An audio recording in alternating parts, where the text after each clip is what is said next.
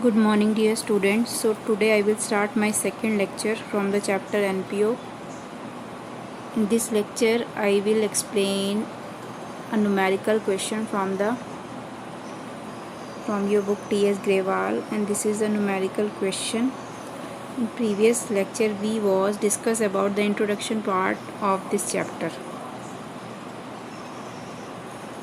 In introduction part I was explain some terms related to the NPO, some terms related to the receipt and payment account. I hope everyone will be listen this carefully. Now I will start my second lecture through a numerical question. This is a numerical question. From the information given below, prepare receipt and payment account of Friends Club Delhi for the year ended 31 मार्च 2020।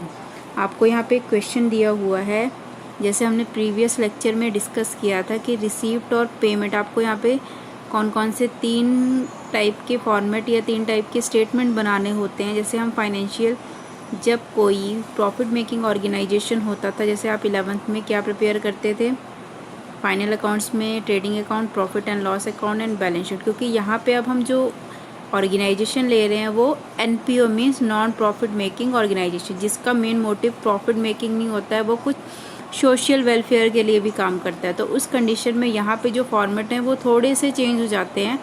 यहाँ पे हम 3 type के format बनाते हैं, that is receipt and payment account, income and expenditure account and balance sheet होती है, जो कि फंड बेस्ड अकाउंटिंग पे बेस्ड होती है। ठीक है, तो वो बैलेंस शीट भी थोड़ी सी चेंज होती है यहाँ पे।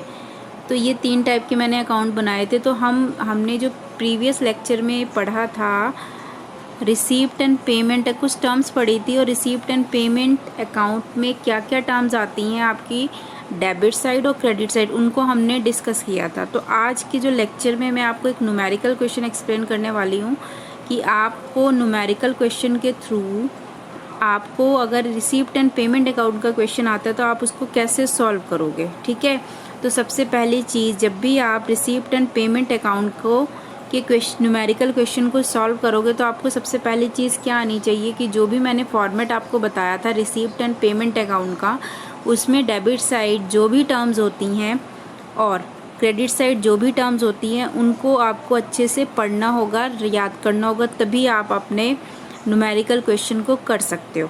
ठीक है, तो स्टार्ट करते हैं कि एक न्यूमेरिकल क्वेश्चन है। ये आपका क्वेश्चन है आपका from the information given below, prepare receipt and payment account of friends club Delhi for the year ended 31 मार्च 2020। आपको यहाँ पे कुछ इन्फॉर्मेशन गिवन है। ठीक है, prepare receipt and payment account, आपको क्या प्रिपेयर करना है, इन इंफॉर्मेशन के अकॉर्डिंग रिसीप्ट और पेमेंट अकाउंट को प्रिपेयर करना है। किसका करना है, ये रिसीप्ट और पेमेंट अकाउंट बनाना है आपको फ्रेंड क्लब का। ठीक है, रिसीप्ट और पेमेंट अकाउंट बनाना है आपको फ्रेंड क्लब का, जो कि दिल्ली के हैं। कौन से ईयर का बनाना है आपको, 31 मार्च 2020। ठीक है, तो आपको ये टर्म्स गिवन होंगी। तो क्या क्या टर्म्स हैं, एक तो कैश बैलेंस है, ऑन 1 अप्रैल 2019 का आपको कैश बैलेंस गिवन है 44,000। ठीक है, सब्सक्रिप्शन गिवन है, डोनेशन है 80,000, एंट्रेंस फीस है 43,000, रेंट है, rent realised from club hall जो कि कितना है 52,500, इलेक्ट्रिसिटी चार्जेस हैं आपके 34,400, टैक्सेस हैं 5,000, सैलरी एंड वेजेस हैं 2,15,000, honorarium to secretary rupees 25,000, interest received on investment that is 29,500, printing and stationery 3,500, petty expenses हैं 9,000 and insurance premium paid 3,100। Top में आपको लिखा हुआ है इन इंफॉर्मेशन के अकॉर्डिंग आपको क्या प्रिपेयर करना है, रिसीप्ट और पेमेंट अकाउंट। ठीक है, तो चलिए, क्योंकि हमें यहाँ पे जो अकाउंट बनाना था वो किसका बनाना था, फ्रेंड्स क्लब दिल्ली का बनाना था हमें। ठीक है, और 31 मार्च 2020 का बनाना था। ठीक है, तो अब सॉल्यूशन में सबसे पहले तो फॉर्मेट सभी को पता है, 2 साइड्स होती हैं, एक होती है डेबिट साइड, दूसरी होती है क्रेडिट साइड। जैसे मैंने आपको प्रीवियस लेक्चर में बताया था कि जो रिसीप्ट और पेमेंट अकाउंट होता है just like a cash account. ठीक है, इसमें आप जितनी भी ट्रांजेक्शन को डेबिट साइड या क्रेडिट साइड डालोगे वो कैश अकाउंट की तरह ही आपको यहाँ पे मेंशन करनी। जैसे कैश अकाउंट में डेबिट साइड में हम रिसीप्ट्स को लिखते हैं, सारी कैश रिसीप्ट को लिखते थे, और क्रेडिट साइड में हम सारी कैश पेमेंट्स को लिखते थे, मीन्स कैश ट्रांजेक्शन्स को ही लिखते थे। उसी तरह रिसीप्ट और पेमेंट अकाउंट में भी आपको कैश ट्रांजेक्शन जो रिसीव हो रही हैं और जो पे हो रही हैं उन्हीं को लिखना है। इसमें एक चीज़ बस आपको ध्यान रखनी, यहाँ पे उन सभी टर्म्स को, चाहे प्रीवियस ईयर से हैं, करंट ईयर से हैं या नेक्स्ट ईयर से हैं, अगर कैश रिसीव हो रहा है तो आपको उसे रिसीप्ट और पेमेंट अकाउंट में डेबिट साइड लिखना है, ठीक है। चाहे वो कैपिटल नेचर की हो, चाहे वो कैपिटल नेचर की हो, ठीक है, और चाहे वो रेवेन्यू नेचर की हो, ठीक है। दोनों ही को ही आपको इंक्लूड करना है, ठीक है।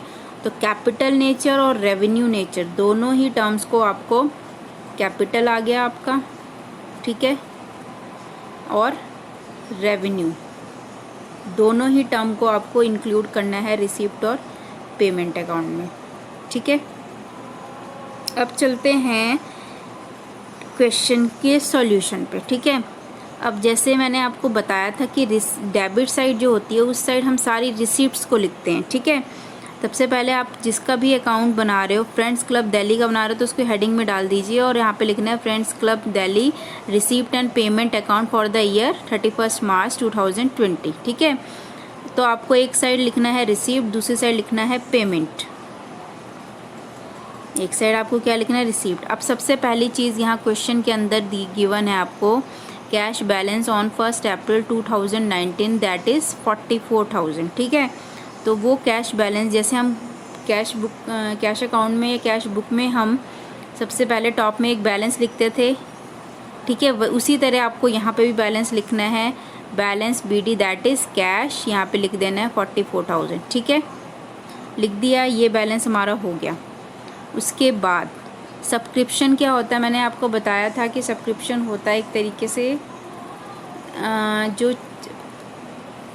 दान होता है या चंदा कह सकते हो आप, ठीक है। तो वो कई बार हमें बाहर आउटसाइडर से भी आता है, ठीक है, कई बार उसके मेंबर्स भी दे देते हैं। तो यहाँ पे सब्सक्रिप्शन एक तरीके की क्या मानी जाती है, रिसीप्ट, ठीक है।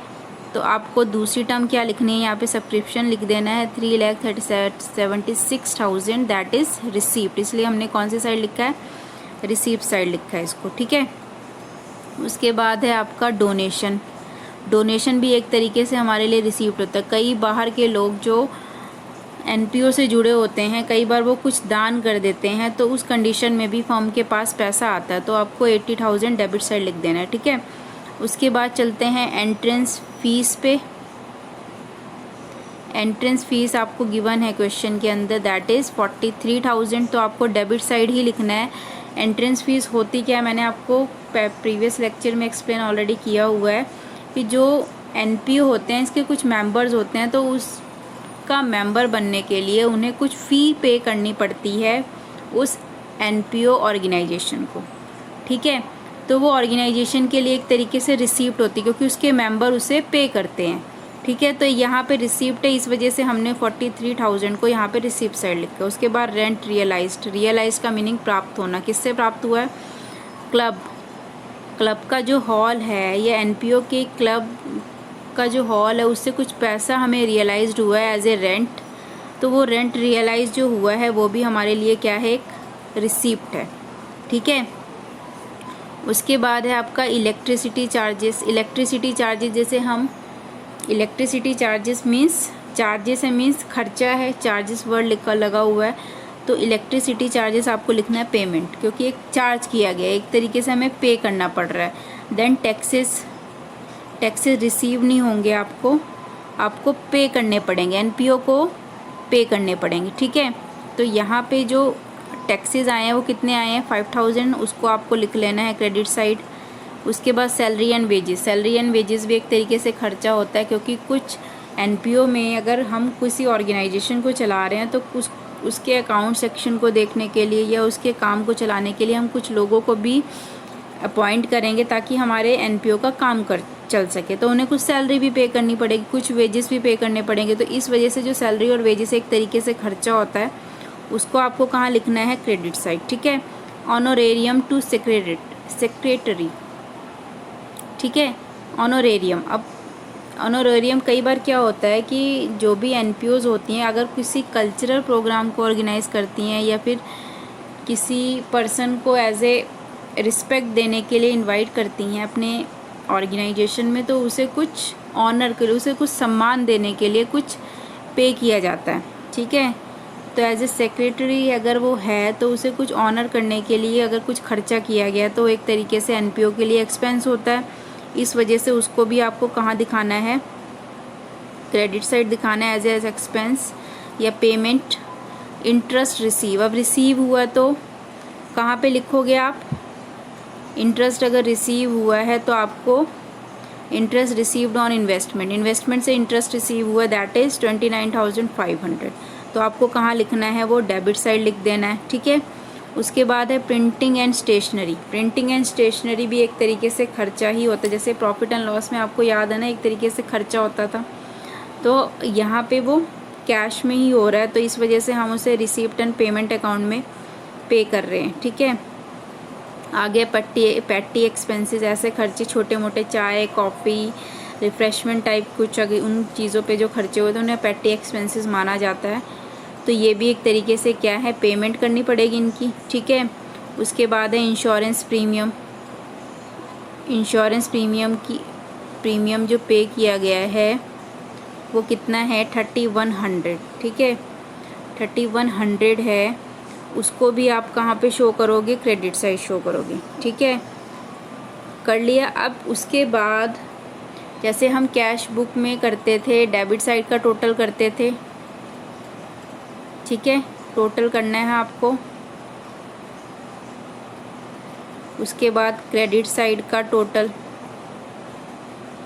ठीक है, अगर ये वाली साइड हमारी एक्सेस आ रही है, कौन सी साइड, डेबिट साइड हमारी एक्सेस आ रही है। ठीक है, तो उस कंडीशन में आप जैसे आपको कैश बुक अगर याद हो तो अगर हमारी डेबिट साइड एक्सेस आती थी और क्रेडिट साइड कम आती थी तो हम बैलेंसिंग फिगर यहाँ लिखते थे, याद है सभी को। तो हम क्या लिखते थे, बैलेंस CD, और यहाँ पे आपको लिखना है cash in hand, that is 3,30,000। ठीक है, तो अगर आपकी डेबिट साइड क्या आ रही है, ज़्यादा आ रही है और क्रेडिट साइड कम आ रही है, तो आपका बैलेंस कौन सी साइड आएगा, क्रेडिट साइड। तो आपको बैलेंस CD तो लिखना है, साथ में क्या वर्ड यूज़ करना है, कैश इन हैंड, क्योंकि यहाँ पे जो बैलेंस था वो कैश का था। इस वजह से हम यहाँ पे क्या वर्ड यूज़ करेंगे, कैश इन हैंड, ब्रैकेट में बैलेंसिंग फिगर लिखोगे और कितना लिखोगे, ये कैसे आया है, इन सभी टर्म्स को टोटल किया जो कि कितना है, 6,25,000। उसके बाद इन सभी टर्म्स का टोटल करना है, जो भी बैलेंसिंग फिगर आए टोटल करना है। ठीक है, तो डेबिट साइड के टोटल में से क्रेडिट साइड का टोटल माइनस करना है, जो भी बैलेंसिंग फिगर आएगी वो कितनी आ जाएगी, 3,30,000। ठीक है, क्लियर है सभी को। ऐसे ही हम कैश बुक में करते थे तो वैसे ही आपको करना है। ठीक है, आई होप सभी बच्चों को अच्छे से समझ में आ रहा है। एक और क्वेश्चन हम लेते हैं ताकि कुछ और कंसेप्ट